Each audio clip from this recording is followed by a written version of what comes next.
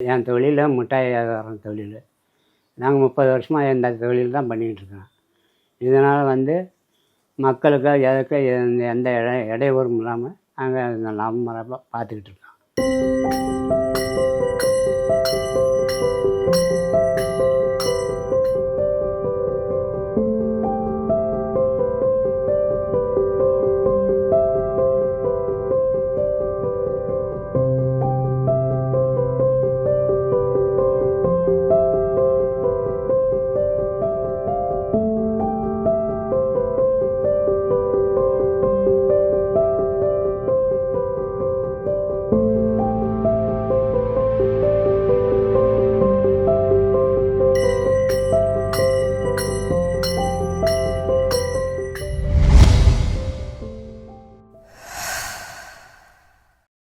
வணக்கம், என் பேர் பெருமாள்.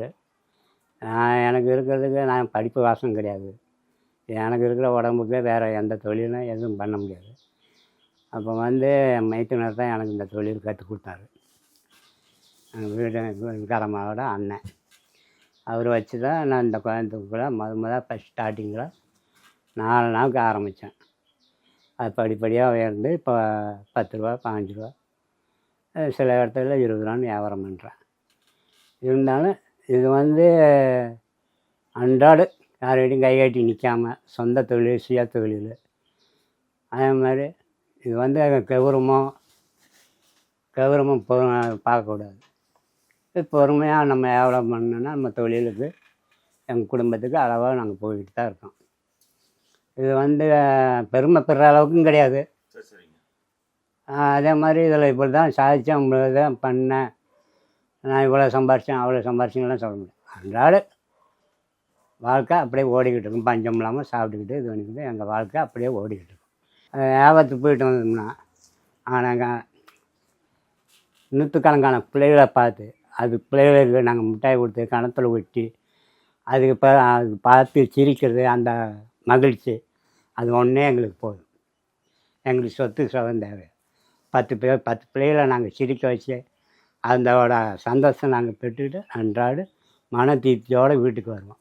அது 500 கிடச்சாலும் சரி, 600 கிடச்சாலும் சரி, அதை பற்றி எங்களுக்கு கவலை இல்லை. எனக்கு இவ்வளோ தான் வருமானம், இவ்வளோ தான் ஆண்டவன் போட்டபடின்ட்டு மன திருப்தியோடு வருவோம். ஆனால் சிறு தொழில் தான். இதில் நஷ்டம் கிடையாது, அவ்வளோக்கா லாபம் கிடையாது.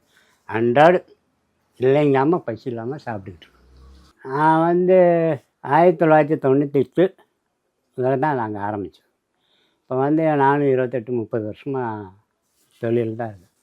இந்த 30 வருஷத்தில் நானும் பழ வியாபாரத்துக்கு போனேன், சுண்டல் வியாபாரத்துக்கு போனேன், மற்ற என்னென்னமோலாம் செஞ்சு பார்த்தேன். எதுவும் செட் ஆகலை.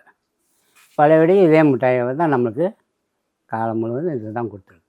இப்போ நீங்கள் 500 ரூபாய்க்கு குழந்தைகளுக்கு பொருள் வாங்கி கொடுத்து இது பண்ணாலும், நாங்கள் ஒரு 10 ரூபாய்க்கு அந்த மிட்டாயை கையில் கட்டி ஒரு கன்னத்தில் மீசை மாதிரி வச்சுருது. அதில் அந்த குழந்தைக்கு இருக்கிற சிரிப்பு உங்களால் 1000 ரூபாய்க்கு கூட அந்த சிரிப்பை வாங்க முடியாது.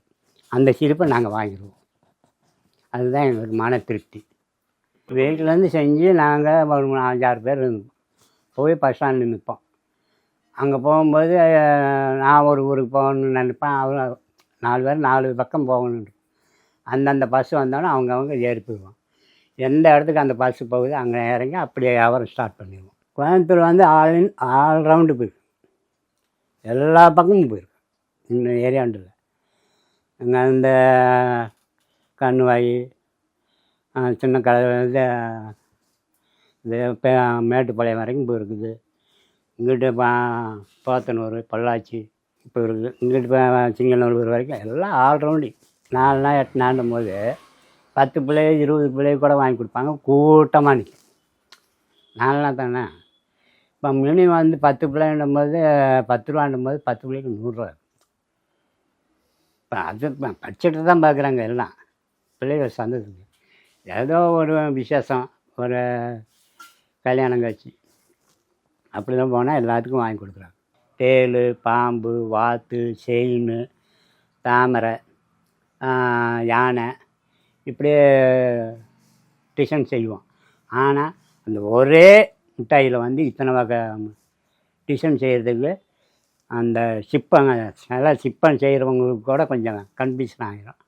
நாங்கள் இதை அத்தனையும் நாங்கள் செய்வோம்.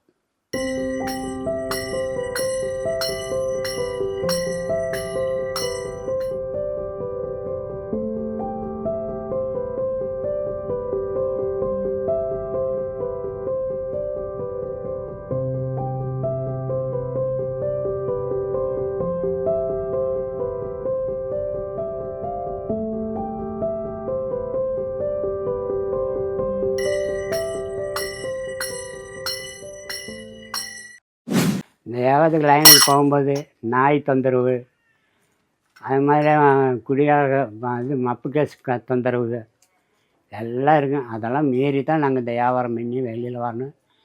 எவ்வளோ வெயிலாக இருந்தாலும் இதாக இருந்தாலும் வெயில் சங்கடப்படாமல் நாங்கள் நடந்து போயிட்டே இருக்கணும். அப்போ தான் 2 வியாபாரம் பார்க்க முடியும். நம்ம 2 பிள்ளைகளை பார்த்து வியாபாரம் பண்ண முடியும். இந்த வியாபாரமும் இந்த தொழிலெலாம் அழிஞ்சிக்கிட்டே வருது. உங்களை மாதிரி 4 பேர் ஊக்கம் கொடுத்தா தான் எங்கள் மாதிரி தொழிலுக்கு ஏதோ கொஞ்சம் காலத்துக்கு நீடித்து நிற்கும். நீங்களும் இதில் விருப்பம் காட்டலைன்னா அப்போ இந்த தொழிலுக்கு மதிப்பில்லாமல் போயிடும். நாங்கள் உங்களை நம்பி வரோம், நீங்கள் எங்களை நம்பி ஆதரவு கொடுக்கணும். உங்களை நம்பி தான் நாங்கள் இருக்கோம். நன்றி, வணக்கம்.